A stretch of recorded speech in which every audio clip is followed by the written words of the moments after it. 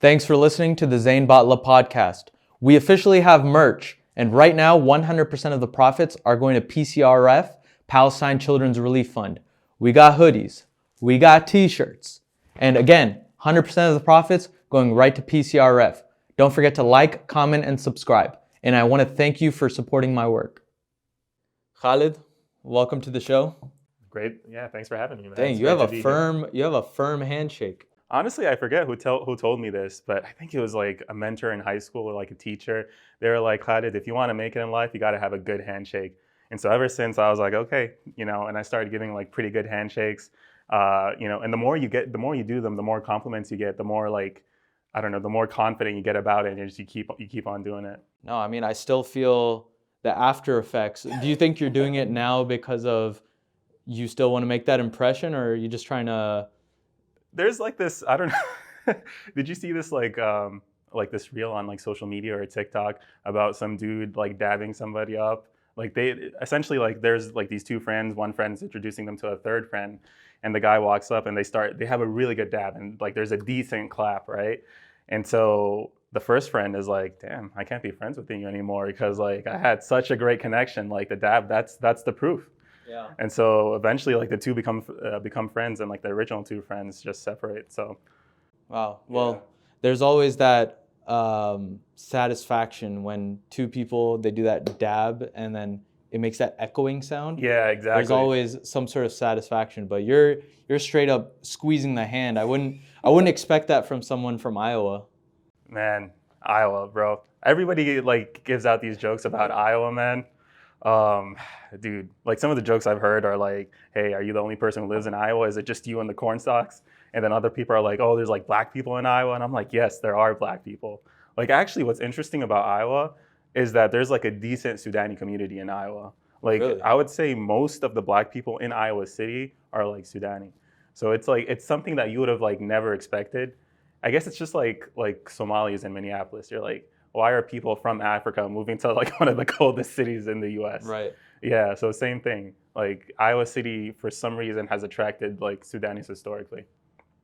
Yeah, I think maybe this is my ignorance being from Texas, that Iowa just sounds so random, right? Yeah. Because when you're in Texas, if someone says, hey, I moved from Louisiana or I moved from Oklahoma or Arkansas, because it's a neighboring state, it doesn't seem that random. But maybe to Chicagoans, saying you're from Iowa or Ohio doesn't seem as random. You'd be surprised, man. When I talk to some people from Chicago, they're like, Iowa, is that where you grow potatoes? And I'm like, no, that's Idaho, all right? Which also sounds random. Which is also random, which I think is random, right? Yeah. But yeah, I'm like, that's a completely other side. Like Iowa's actually the state that's like bordering Illinois. Like if you go like directly west of Illinois, 4 hours straight, you'll get to Iowa. So like you would think that most Chicagoans know the states that are next to them. Like Chicagoans know like Milwaukee, Wisconsin, because like it's like a 2-hour drive. But the minute you go west, like they're like, I have no idea what's going on there. But yeah, it's interesting, man. I hear from the 3 Iowans that I know, you being one of them, that Iowa is slightly slept on.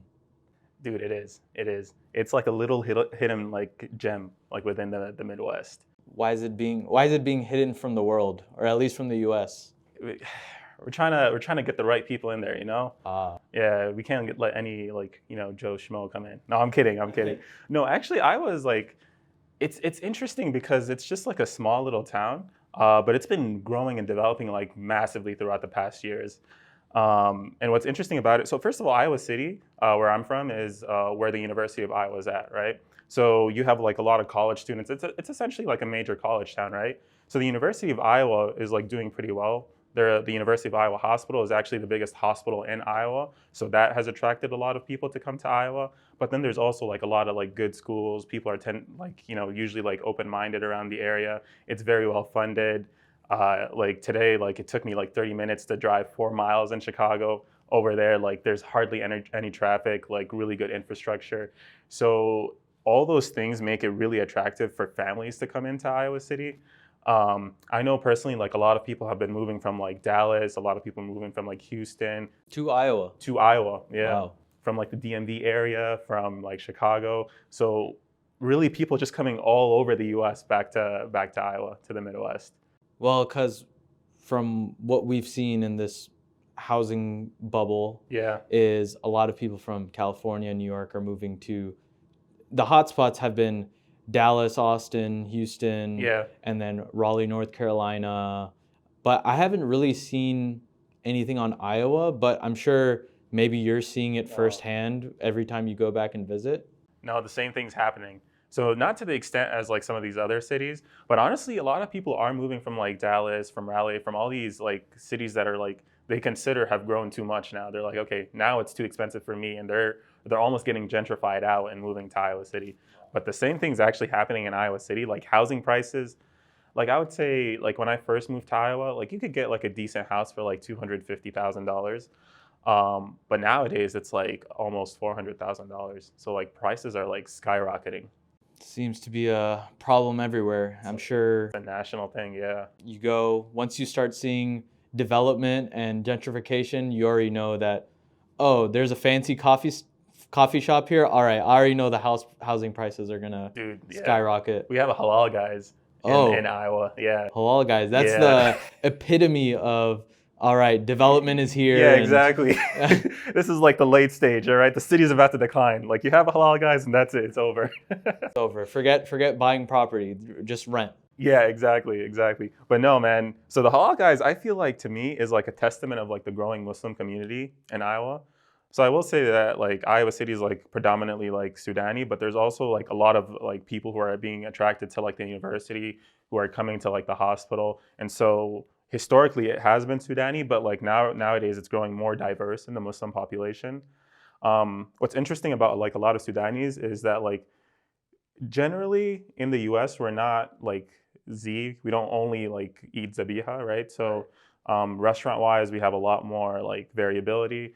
But then when you have a lot of other people who are coming in who like might be more strict on like zabiha. Desis. I mean, Desis, Arab, like you'd be surprised, yeah.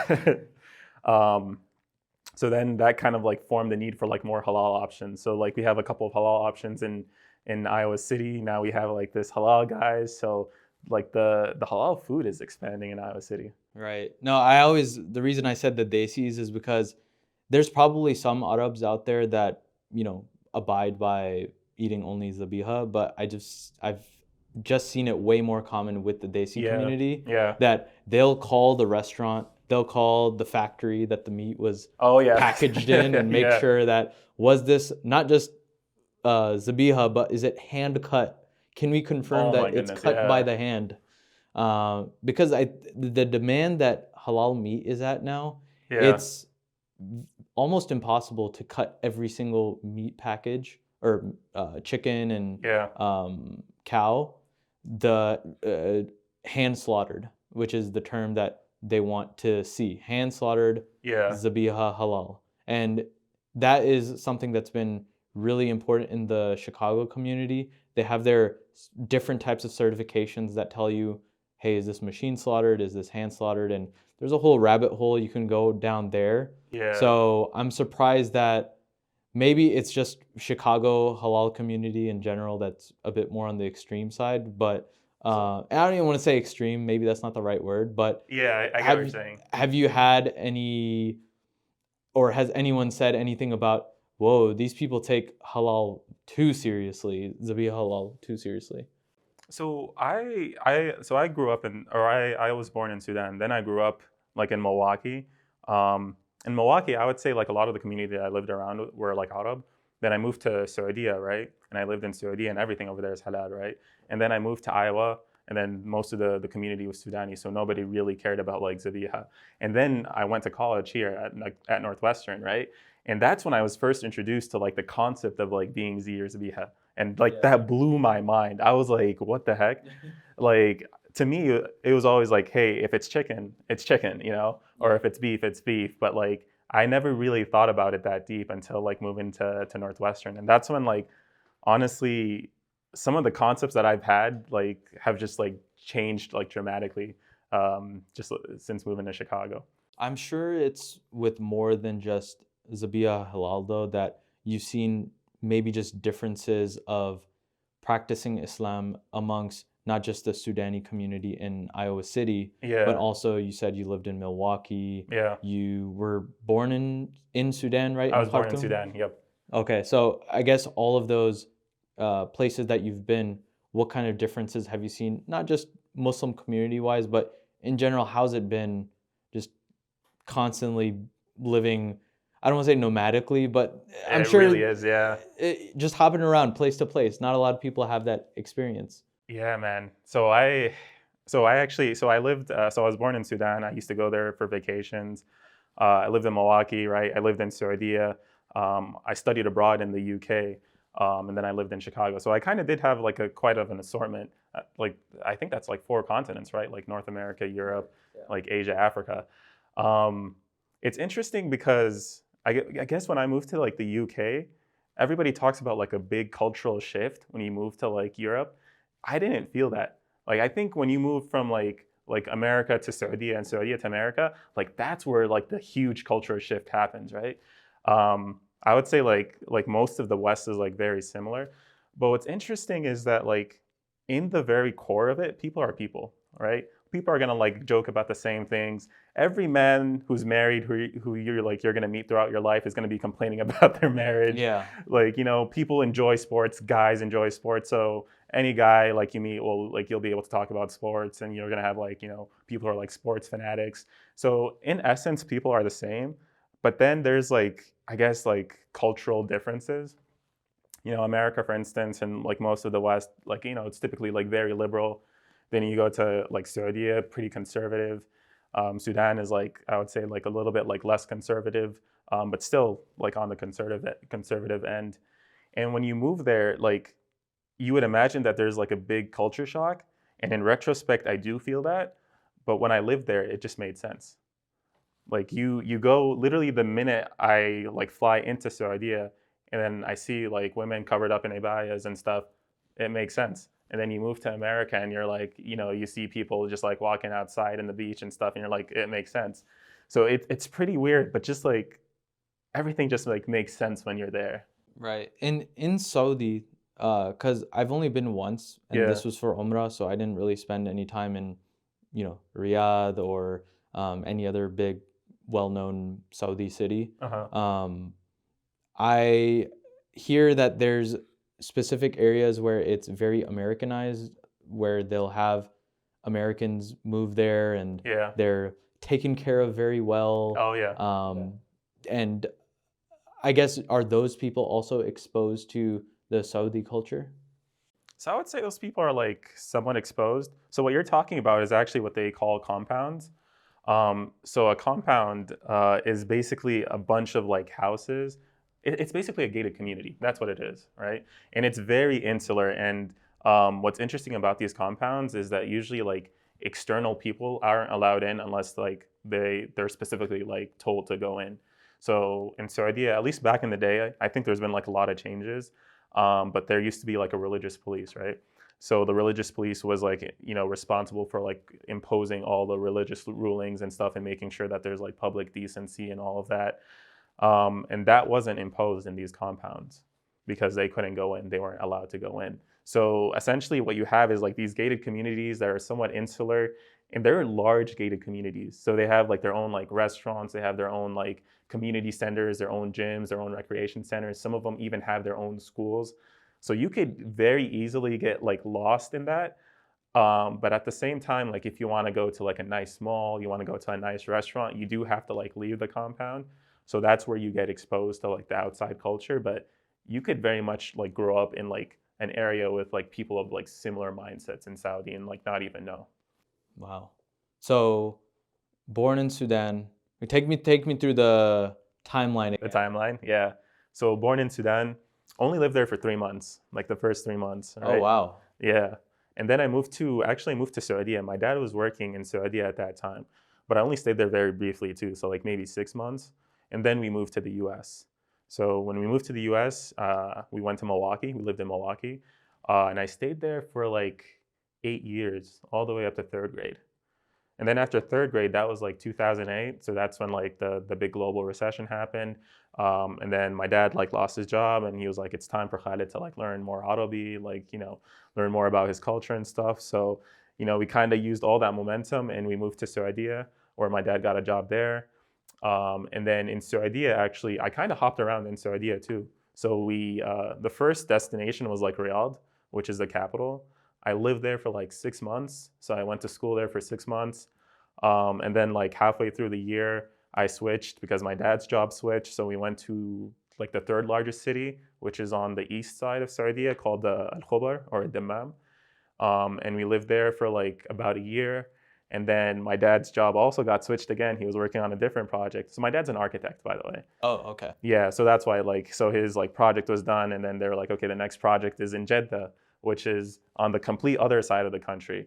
So a year later, we moved to Jeddah, and then in Jeddah, so actually no, we moved to Riyadh again.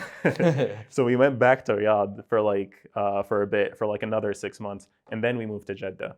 And then in Jeddah, I spent like maybe 4 or 5 years, and that was like the closest to like stability that I've had. But even in Jeddah, like I went to a school, didn't like it, then I switched to another school, and that's kind of the school where I stayed for like 3 to 4 years. And then 10th grade, 10th grade is when I finished 10th grade, and then 11th grade is when we immigrated back to the US, and that's when we moved to Iowa. So I did 2 years of school in Iowa, and then I was like, okay, I love Iowa. Iowa's like nice, but it's too small for me. I want to kind of explore America. So I applied to a couple colleges, and I decided on Northwestern. So I moved to Northwestern, and I've been in Chicago ever since. Wow, that was quite the timeline to Yeah. follow there. But I'm sure when you got to Iowa, maybe people were assuming that, oh, you've probably just grew up, born and raised in Iowa, and then you have this, I don't want to say complicated, but this long path that you basically bounced back and forth between Saudi and to the U.S. Yeah. I didn't really like talk to them a lot about my background. I'm just like, hey, I'm like from Saudi. And then usually like once I got to know somebody, then I like explained the whole spiel. But usually I was like, I'm from Saudi. So it kind of made it a lot easier. Have you been able to visit Sudan throughout your time? Do you Yeah. still have family there or had family there? Yeah, so I would say, I think the last time I was in Sudan was actually when I was studying abroad in college. So I was in the UK, and in the UK they had like, I don't know what it was, but it was in like the middle of the semester. You had like this like reading week, which is weird because for us reading week was like right before exams. But essentially you had this like reading week where, it was your chance to kind of catch up and stuff. So I used it as a chance to travel, and I got the chance to like travel to Sudan for like 3 days. And it was like a really interesting time in Sudan as well that I got to see Sudan, because it was like right after like the revolution, and this is like the time where there was like transitional government. So for The 2019? yeah, exactly. So the government was toppled. We're having like a transitional government right now. So it's a general period of optimism for a lot of Sudanese people. And I just remember that I was at my grandmother's house, and I was walking like to the nearest grocery store, and I saw this little kid who was like maybe 7, 8 years old, and he was outside just like screaming "Das good best," which means like let it only collapse, which just means it was kind of like a chant that people said to like overthrow the government. So if you've like lived in Sudan or even like in general in the Middle East, there's not much political freedom. And so just to like see a kid just go outside, say that, and he was like laughing and jumping around and stuff, and it just like, it was a good time. Like it was a time of like optimism and hope. So yeah, unfortunately I only stayed there for 3 days, and then I had to go back to classes and stuff, but it was the last time I was there. I tried to go actually after I graduated. I tried to go again, but this was like during COVID when they opened up like travel. But we stopped in Dubai actually for a couple days, and my little brother, because I was traveling with my family, and my little brother got COVID, and we couldn't travel because like he got COVID, and he just like refused to test negative for some reason. And so we kept on testing and testing even after like his symptoms had like gone away. And eventually, like I had to come back for my job, so I wasn't able to go to Sudan, but my family did. But I guess if they would want to go now, it's probably not the best idea, Yeah. or Yeah, so nowadays, like Sudan, so I don't know if you know a lot about what's going on right now in Sudan, but essentially, like a civil war has broken out in Sudan. And so, like, the situation's been pretty unsafe. I would actually say Khartoum doesn't have an airport anymore because the airport was like destroyed. So, if you want to go into Sudan, you have to go, have to fly into like maybe Port Sudan, but to fly into Port Sudan, you have to fly into like a neighboring country. So, it's like really hard to get into Sudan at the moment. do you think that growing up, your exposure to maybe conflicts throughout Sudan, because my exposure is very limited, but from my understanding that Yeah. in 2011, that's when South Sudan seceded from Yep. Yep. Sudan, right? And there was also the conflict in Darfur with the Yeah. Janjaweed. So obviously, you overhear maybe at the time when you're younger, more uneducated about your country's politics, or over conversation from your parents over shy with Yeah. some Yeah. other person of the same heritage. Did you, I guess, what did you think then, and then what do you think now based on everything that's kind of unfolded? Yeah. No, that's a good question. Um, so I'll say with Sudan, Sudan's an interesting country because it's just there's a lot of different like ethnic groups within the country. So with the secession of Sudan, so I think it was something that was essentially like a long time coming. And if you boil like a lot of the region's issues, and especially Sudan, it'll all trace back to the British Empire, right? It's always the It's British. always the British, yeah. Like literally what's happening in Palestine right now, like everything always traces back to the British Empire. So the issue with South Sudan, like the North Sudan and South Sudan, was just that the two, essentially the two people were pretty different. Like the North Sudan was basically majority Arab, majority Muslim, and then you have South Sudan, which is like majority African, and then majority Christian, right? And so when the British came and then they left, they gave the power to like the North Sudan, and so then the South Sudanese felt like they were being they were being oppressed, and so they wanted to secede. And then obviously no dictator wants to lose land, right? And so there's like a lot of atrocities that happen afterwards, and that only just like increased the flame for people to want to secede, and eventually it happened. But yeah, there's a lot of history, and especially even in like what's happening with Darfur, it all comes down to some of the like similar dynamics in Sudan. But what's interesting was that like as a kid, that was always like outside of my realm. Like my family, my friends, my family's friends, we were always in the north, and the north was always like safe. So a lot of these like external conflicts were never related to us. Like honestly, I was mind blown because I remember as a kid, like just watching TV. I used to watch like 4Kids TV. I don't know if you watched it. 4Kids. Yeah. OG. They used to sometimes show like ads about, oh, let's help the kids in Darfur and stuff. I never connected that Darfur was in Sudan until like years later. I was like, oh, what's Darfur? Like I thought it was like some other country, but then it just blew my mind that Darfur was in Sudan because of like how like I guess insular people are in Sudan depending on which region you're from. But what's been happening now is actually affected me a lot because it affects my family, like my family's friends, like people we're related to. It's been it's affected us directly, and it actually affects everybody in Sudan now as well. So that's kind of been the change of perspective. Because the main battleground for the civil war is in Khartoum, which is where most of my family lives. Exactly. Wow. So from that period, because Omar al-Bashir, he was the dictator essentially. Yeah. He was a dictator, right? Or was he? He was a dictator. He was. Okay. I think he was the longest ruling dictator. I think it was 30 years, right? 30 years, yeah. Yeah. He was going for a record. Well, so this is my limited knowledge, but for Omar al-Bashir to prevent a coup to happen to him because they did a coup to the last guy, and the last guy and the last guy. Yeah. He basically created his own military defense, paramilitary group essentially, and they're the ones who prevent prevent anyone else from attempting a coup on him.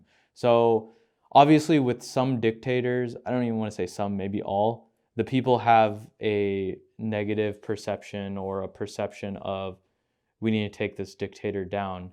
There is, you know, I don't know too many Libyans, but I'm drawing a direct connection because a lot of people that, mostly Arab, but they're not Libyan, they're Palestinian or Egyptian, but they'll say that, oh, because of the fact that Gaddafi, after he got killed, Libya became worse off. But what we've been programmed, maybe not even programmed, maybe it's the truth that Gaddafi was a dictator. But there's a clear war situation happening within Libya as well.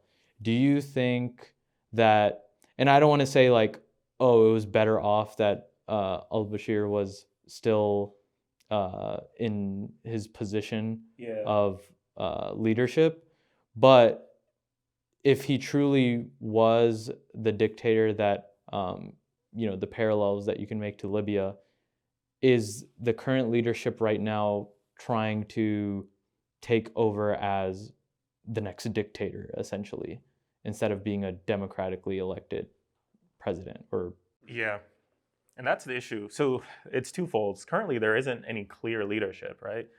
But the people who overthrew him are people from the army, right? And their goal was to kind of follow his footsteps. So you're right, like they just wanted to play the same playbook and then be the same person.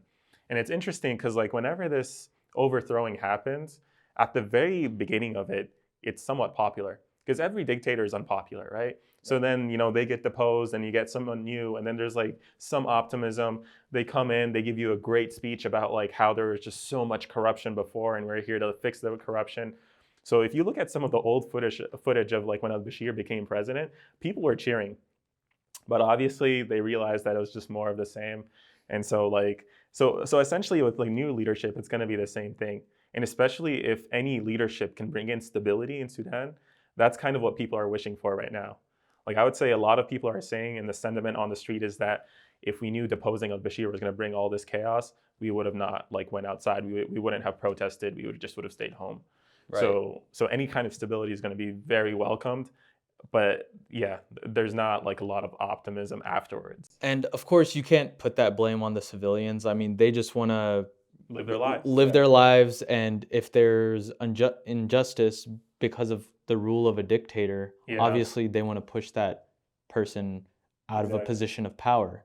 It just is crazy to see the dynamic switch from the marches in 2019 and, you know, removing al-Bashir from office, and then now seeing the civil war essentially unfolding and so many people getting like displaced, killed. It's very unfortunate circumstances. And you know what's interesting? And I would say Sudan is a bit different from some of the other cases in like some of the other countries where they have civil wars. But at least in the Sudanese like civil war, the average civilian doesn't support either side. You have like these two sides. You have the government and then this private militia. And then most Sudanese don't prefer like either of them, you know? Right. You know, there might be a slight preference depending on if you had any trauma with the previous ones. Like if your village was raided by the army, then you might have a slight preference for the private militia.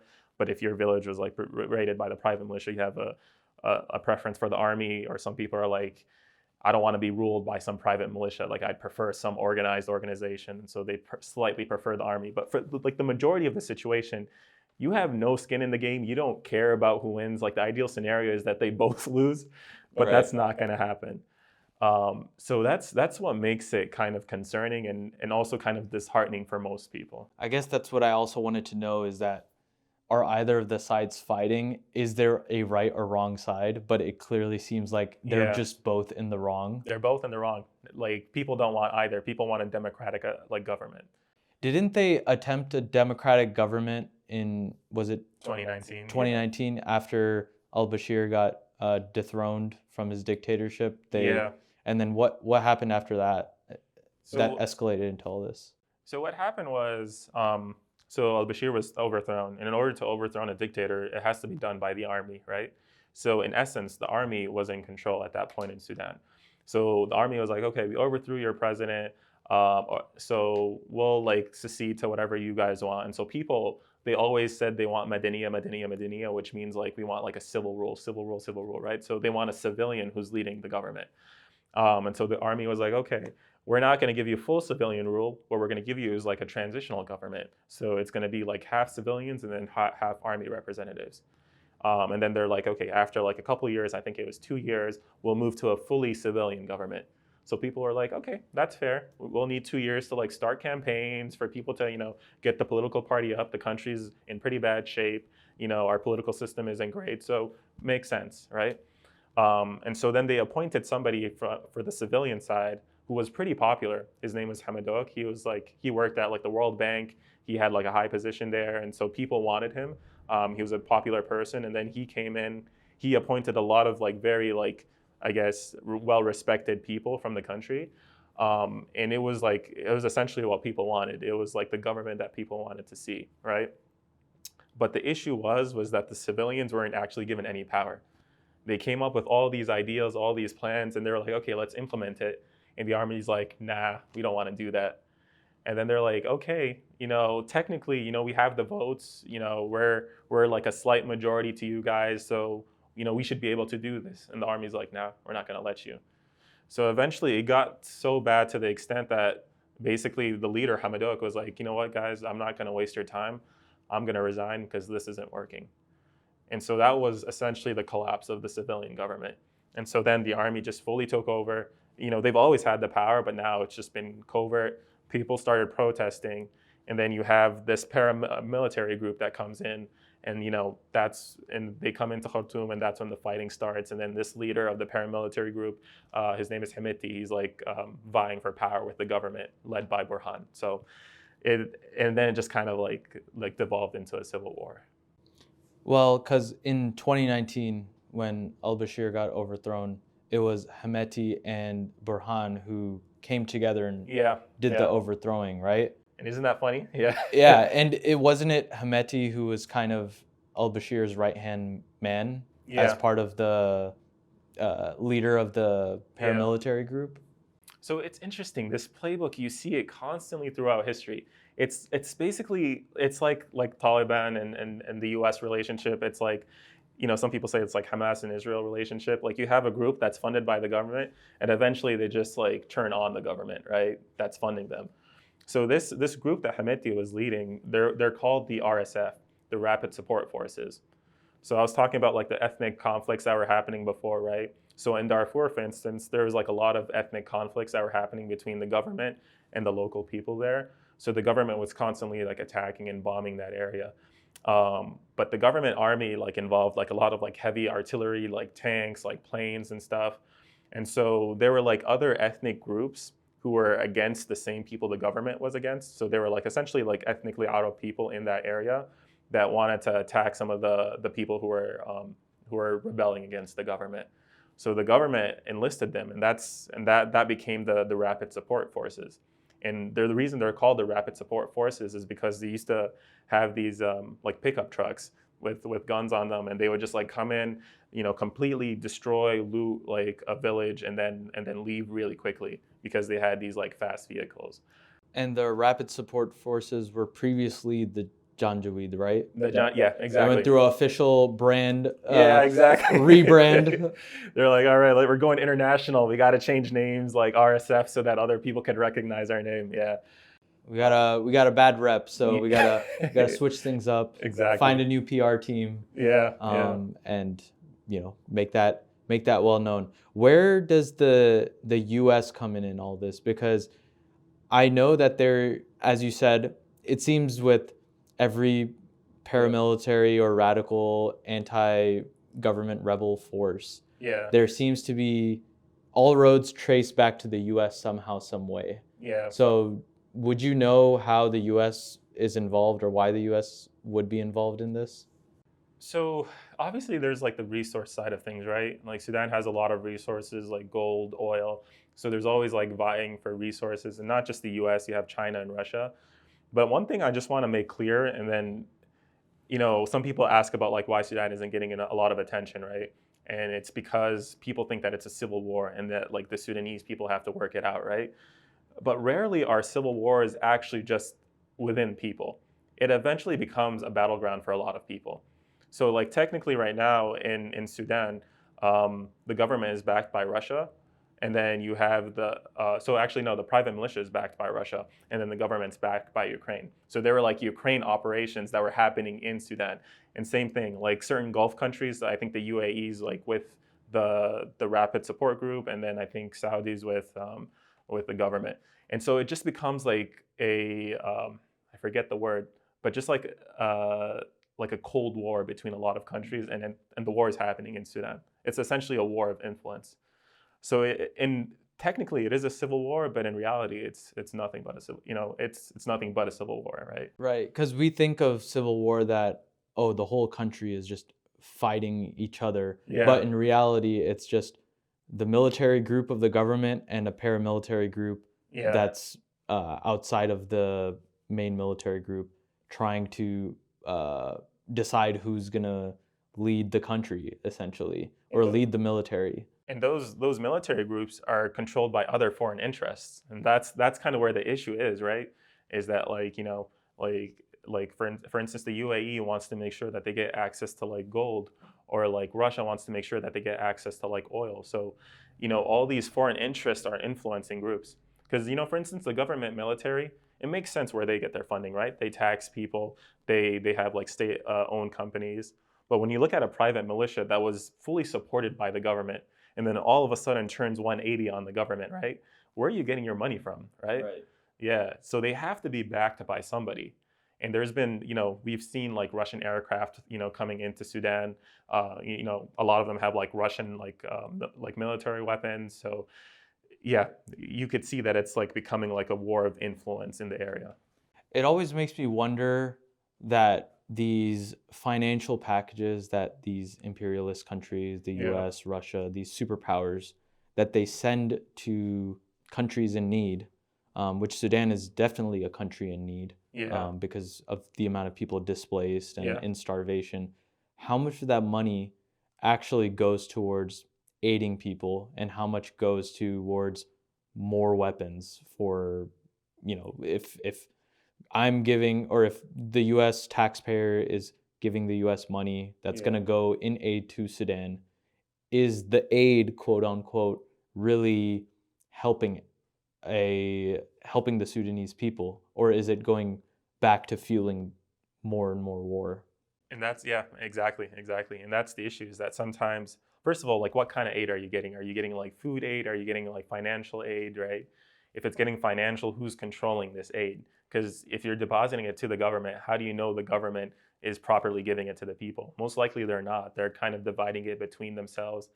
So honestly, like rarely do like these aid organizations actually affect the people. Like rarely do government aids like actually affect the people. But if you have like local nonprofits that are coming in, building like tents or like helping in camps, that's something completely different.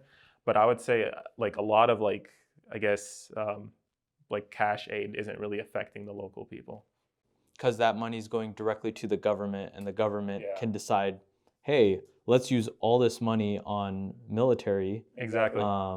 Or we can use all this money on, once we buy the weapons, then we can give the resources to the US or Russia, whether it's their gold or oil or whatever it is. And that's kind of the incentive of like aid too. You're like, okay, we'll give so much aid. Like the US will be like, okay, we'll give you $1 billion in aid. But they know it's coming back to their companies, right? Like the minute like Sudan gets the $1 billion in aid, they're like, all right, US, we want to buy weapons for $1 billion. And so the money kind of comes back, right? So that's the irony of it, is that it's all just a show, but essentially like no money is being transactioned. It's all just legalized bribery and money laundering. Exactly. This money that I pay as a taxpayer, it'll go to aid to this country, and then this country is going to give it back to the US, but as payment to a defense contractor that's then going to use that money to lobby the politicians to continue to vote on how my tax money is used. Funny how it works, huh? I know. There is one thing that always kind of boggled my mind. I mean, the whole, not just Sudan, but the whole continent of Africa has just been in continuous, there's always the world, I feel, doesn't have its attention on the crises that happen there, whether it's Sudan, whether it's Congo, whether it's Ethiopia, Somalia, whenever there's some sort of crisis happening in Africa, it seems that we as Americans, or maybe just worldwide, tend to be a bit more silent. And it's very unfortunate. And I don't want to compare tragedies because we shouldn't do that. But it's amazing to see how much support worldwide is going towards the people in Palestine. Yeah. But with Sudan and with maybe other areas in Africa that are clearly under war or are getting their resources stripped by American companies or Russian companies, European companies, there doesn't seem to be as large of a movement there. Do you think you might know what that reason could be? Or I think it comes down to the idea that so I think there's a couple of things. So I would say it kind of comes back to the idea that all these Africans are fighting within each other, right? It's a civil war, they have personal conflicts or tribalism that's going on, and they need to fix it. And kind of like how we talked about earlier, it's anything but that, right? It's actually a global conflict. It's usually cold wars between countries that are happening there in the region. So I think that's part of it. The second part of it is that a lot of countries, and it's actually scary, the amount of countries that you have in Africa that are just actively stripping the resources. And I'm not I think people always used to say that. I used to be oh, okay, yeah, sure, world conspiracies, but it's actually it's a very serious problem. And especially with Russian and Chinese companies, a lot of them are in Africa, actively taking the resources. And I would say the same thing with the US and a lot of Western Europe. And so part of that strategy is you want to keep the media off of them, right? Because if you bring the media to highlight them, then the people are going to start talking. They're going to start talking about their natural resources being stripped, how the politicians sold it to them, and then that's going to bring back negative press. So you want to bring something that's completely different, focus the tragedy somewhere else. But then, yeah, obviously, a Muslim hurt anywhere in the world is affected, right? So my heart goes to the people in Palestine, and inshallah, their conflict is just as serious as ours. And so, we want resolution for everybody. It's almost impossible now for anyone to even hide any type of conflict, international crime, or whether it's a genocide, because of the fact that people have phones. You can record anything. Obviously, there's some ways where the media can make excuses or suppress information, but it's almost as if multiple people come as a collective and see injustice, we're able to come together and see through the BS of, oh, this is just Western media trying to make us think that, well, we're not actually stripping the resources of people in Africa or people in Sudan. We're just trying to help them aid their situation and help them figure it out. But in reality, here, let's just pump some money to the RSF, and then that way we can get some gold on our hands in return. Yeah, exactly. No, that's it. That's exactly how it works. Yeah. And I think a lot of people are just waking up now, and they're kind of fed up. If 10 years ago or 12 years ago, when it was the last peak of the conflict in Sudan, it was something that I did learn a little bit about in school. But other than that, it wasn't anything that was, oh, the U.S. is complicit, or these other foreign forces are complicit in all of this.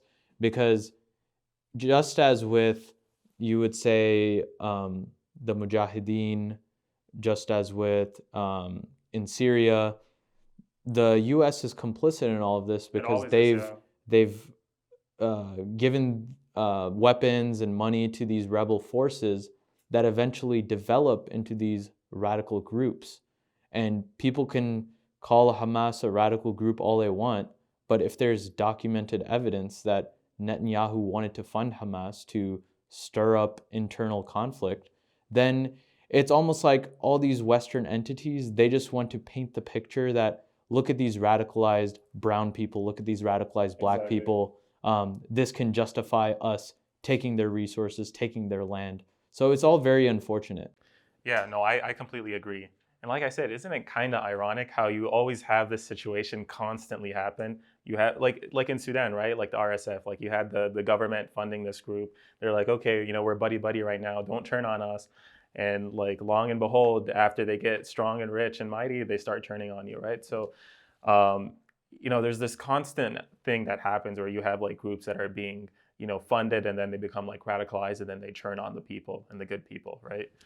And it's something sad to see, because like when I went to Sudan, like the people are just, like the Sudanese people are just like so nice.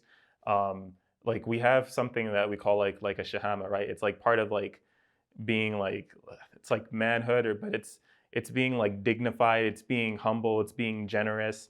You have all those attributes, and those are core attributes in in a Sudani person. So like even right now when the war is happening, right? A lot of people are like fleeing the big cities and going into the villages, and they're being welcomed by the villages. People are letting them into their houses, they're feeding them. And so it's something truly, I guess it's like beautiful but sad at the same time. It's sad that they have to leave their houses, but it's just beautiful, the community that you see people build. So actually a quick story about like some of the Sudani people. So this was like a couple of years ago, not my last trip to Sudan, but the one before it. I was in Sudan for Ramadan, right?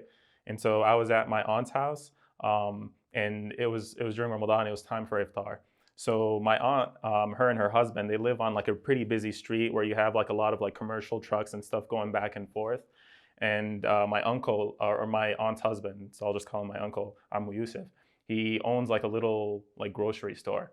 So like during that time, during like Maghrib time, he would go outside, him and his son, they would get like a massive ribbon, they would close off the street, and they would tell everybody to like leave their trucks, and they would invite them to eat. So like outside their house, they would have this like massive carpet with like all the food, and every single day they would have like iftar for everybody outside and make sure that all these travelers are eating before they go back.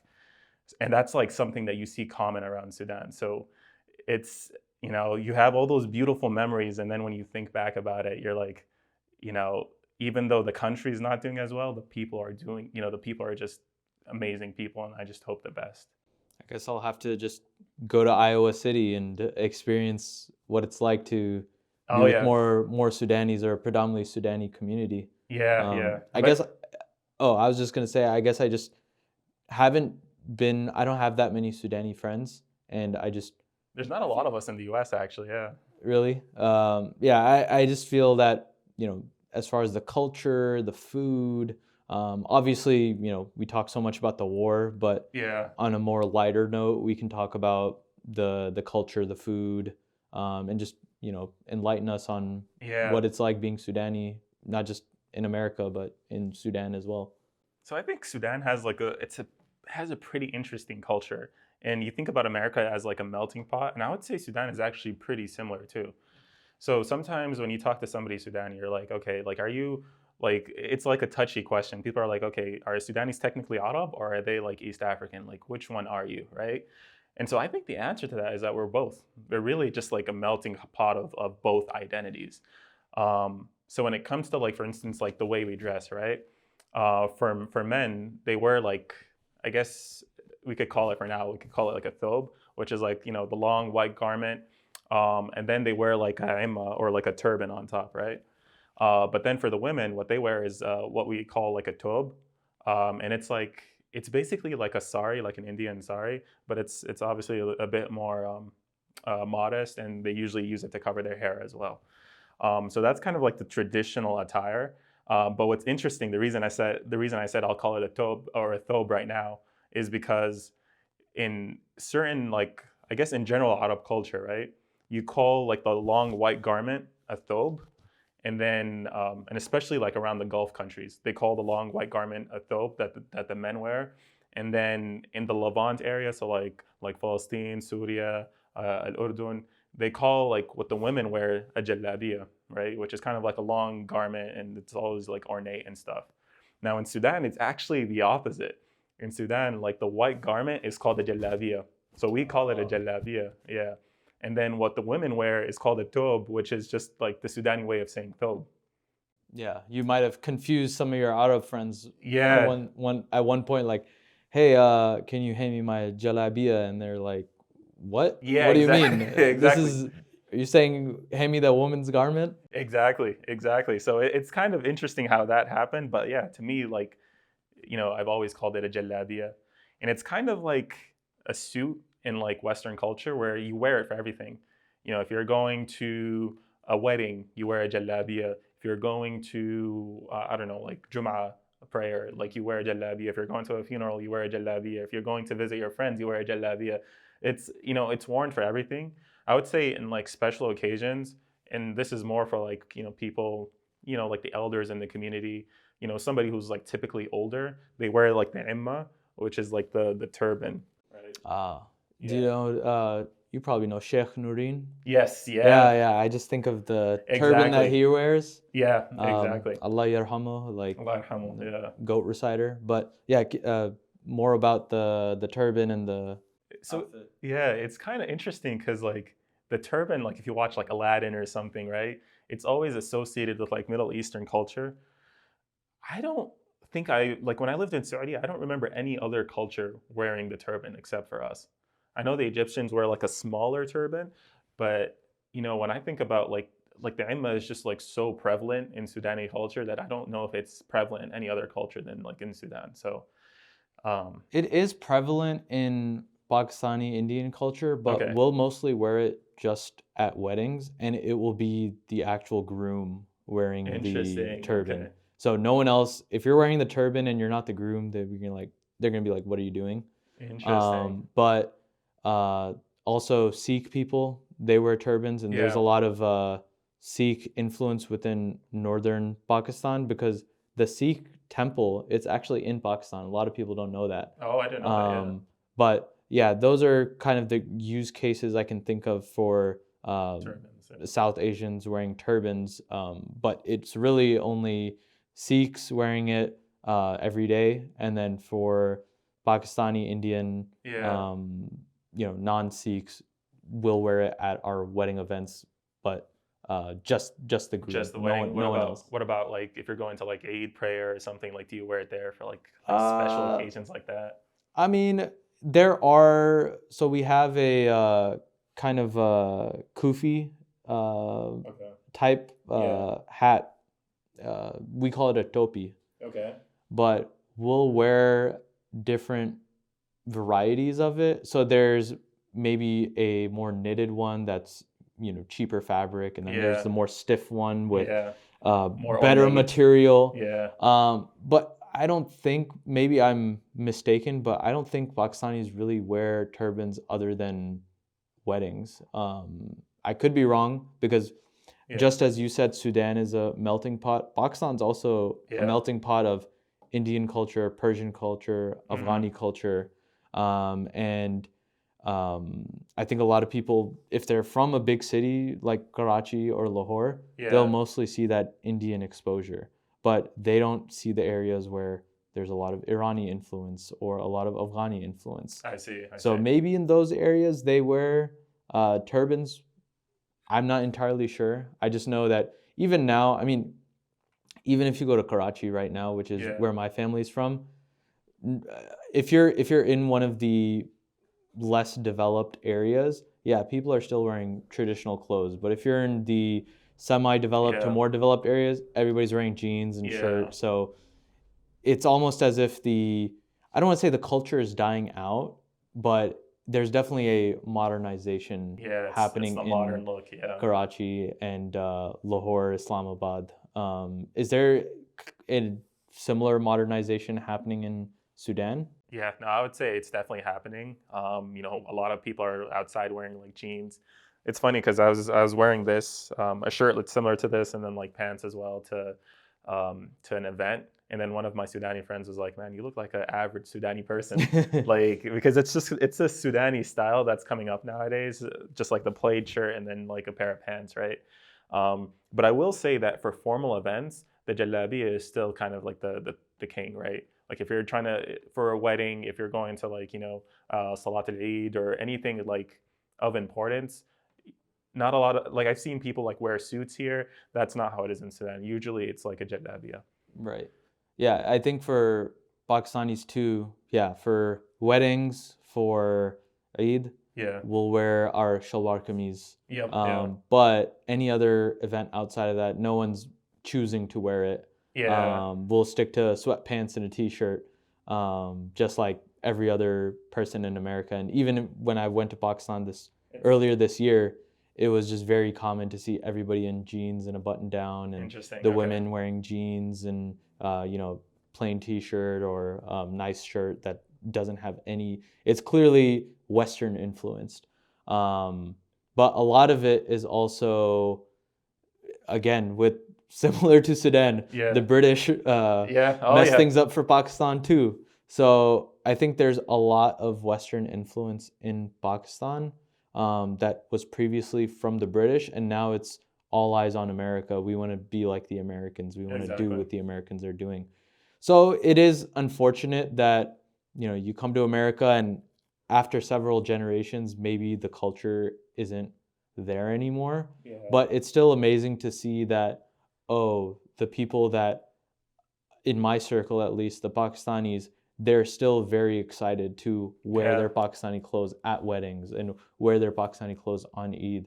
Is it a similar dynamic that, you look forward to wearing your traditional Sudani clothes? So I would say it's been kind of hard to get a hold of them, unfortunately. So I still try to wear like a jalabiya and stuff, but sometimes I wear more of like it's easier to get like a Saudi jalabiya. So I don't know if you've seen like a Sudani jalabiya before, but like the Sudani jalabiya is very spacious and very wide. So like usually the armholes are like much bigger. It's very comfortable to wear. And I'm like, I think that's kind of the motto of my people. Or Comfort. like, yeah, comfort over like, I guess like a sleek design or I anything. respect it. Yeah, so it's very comfortable.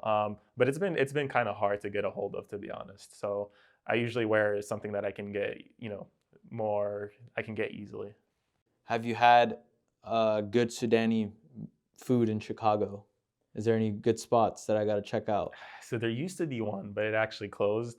But even that spot actually didn't really serve a lot of the traditional Sudani food.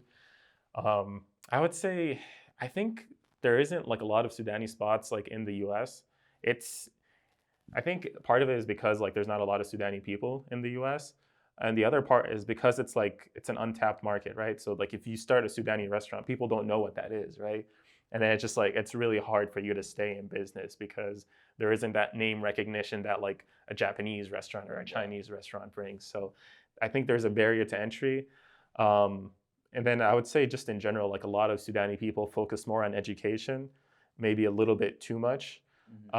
So like not a lot of people like pursue the business owner path, like, starting like a restaurant or like a barber shop or something like that. I mean, I'm one of those people that I'm trying to, and this is with the most respect possible, I'm trying to think of what Sudani food is, and Yeah. nothing's coming to mind. Is it more Arab? Is it more African? Is it kind of, as you said, the melting pot? It is the melting pot. So especially the food, right? So if you go down, okay, so one interesting thing about Sudan is that if you think about like East African food, and I'm talking like Ethiopian, Somali food, it's very rice based, right? Lots of love for rice. In Sudan though, like rice is not really that big. What's big is wheat. Like wheat is king, right? So when you talk about like bread, like people absolutely love bread. And you have a bakery like every like block or so. So like bread is huge. And then there's like bread derivatives that we have. So have you like heard of like the injera, like the The Ethiopian injera? injera, yeah, the spongy Yeah, bread, right? Yeah, yeah. I love that. I love that. So I guess we have like something similar. It's called kisra, but it's kind of like it looks different, but it's a similar concept where it's just like this very light bread that's made out of it's made out of wheat, and then you usually have like a curry or like a stew that's served with it. So we have that. We have this other thing called like gurasa, which is, I think the best way to describe it is it looks like a roti, but then the texture is a bit more dense. And then the same thing, you usually like you kind of stack them like pancakes, and then you put like a stew or like a curry on top, and then you eat it. So it's kind of like a savory pancake, but instead of having like maple syrup, you would have like your stew. So you have that. And then the third thing that's like wheat based is like this thing called asida. So this is probably the most interesting and most different from what I've seen like with other cultures because, okay, have you heard of like fufu or? I've heard of fufu, but I don't know what it is. Okay. Because I've heard people use the term fufu to refer to a dish, but you could show me 10 dishes and say pick which one's fufu. I wouldn't know. Okay. So I guess maybe another analogy would be, okay, think about custard, right? Or think about, or like flan, for instance, right? So imagine that consistency, but instead of it being a dessert, it's something made out of wheat, right? So it's like wheat with water and you mix it until it gets to that consistency and then it kind of solidifies into like that jello-ish like consistency, right? And then you add like, some like stew or something over it and then you eat it that way. It's really hard to explain. The concept of it makes sense. I think I'm understanding a little bit just because, so for our curry dishes, if you put it in the fridge, sometimes it solidifies and becomes a jello type consistency. But until you warm it up, then the jello kind of melts a bit. Okay, here's the thing. You don't want the jello to melt. Like it stays as a jello. So when you eat it, it's kind of like you're eating like custard with, like it's the same consistency as like custard. So, and then like think about like custard with like caramel on top or something like that. But instead of the caramel, you have like the stew. Dang, you're just making me hungry and I'm drifting off thinking about the food. I'm all in for if you're trying to start a Sudani food or Sudani restaurant. Dude. I just want to try it. Maybe I'll just have to come to Iowa City. Maybe, yeah, just come to our place. But so that's just the wheat stuff, right? And then like on the meat side, we have this thing called agashe, which is like, I would say this is more of like an African influence as well, because I know people in like Nigeria eat it as well. They call it like, I think satay. But think about like meat, but instead of marinating it in like yogurt or marinating it in like olive oil or something else, you marinate it in peanut butter. Oh. Yeah. That sounds so good. Anybody who knows me knows I'm a sucker for peanut butter. Oh, okay. Then you have to have this, all right? So you marinate it in peanut butter. I think it's usually chicken, but some people also use beef as well. And then you barbecue it. Wow. So you have that. And then we have this, I would call this maybe our national dish, but it's called sheya. And it's essentially like barbecued lamb. So yeah, so you usually like serve it during like Eid al-Adha. So like, because you have a lot of meat, you cut into like these thin strips and then you put it, you barbecue it and you get like these barbecued like little pieces of like lamb. Oh man, now I'm just too hungry. I can imagine a Sudani themed food truck where you give that satay like, what was it called? The satay one? Oh yeah, agashe. With the peanut butter? Agashe. Yeah. So the agashe, you serve it on the skewer. Oh, people eat it. Yeah. I can totally see that taking off, I guess. And that would be the exposure that people get to Sudani food and really understand what it is. So yeah, exactly. Just gotta find a Sudani restaurant and try this food one day. But maybe I'll have to hit your fam up in Iowa City. Oh, I can tell you, we can get some really good food for you. Yeah. All right. Well, Khalid, it's been a pleasure having you, and my stomach's rumbling, so I'm just gonna go eat. But... Yeah. No, appreciate it, man. No, thanks for having me. I think we had a great discussion. Yeah. No, glad you were on.